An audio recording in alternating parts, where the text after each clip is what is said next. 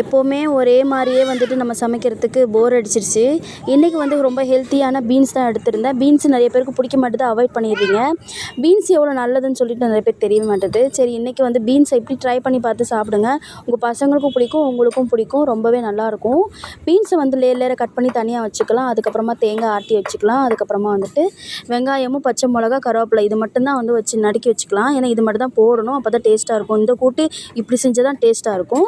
இப்போ சட்டியில் வந்துட்டு காய வச்சுட்டு கொஞ்சமாக எண்ணெய் ஊற்றிட்டு அப்புறமா பீன்ஸை அதான் வெங்காயம் பச்சை மிளகா கருவேப்பிலை போட்டு நல்லா தாளித்த பிறகு பீன்ஸை கொட்டி கொஞ்சமாக மஞ்சத்தூள் உப்புத்தூள் மிளகாத்தூள்லாம் போட்டு நல்லா வந்துட்டு கிளறி விட்டுட்டதுக்கப்புறம் கொஞ்சமாக தண்ணி ஊற்றி அதையுமே நல்லா வந்துட்டு வேக விட்டதுக்கப்புறமா ஒரு 5 நிமிஷம் வேக விட்டது தண்ணி வற்றி வரும் பார்த்திங்களா, அப்போ வந்து தேங்காய் பாலை ஊற்றி நல்லா வந்து கலந்து விட்டுக்கலாம்.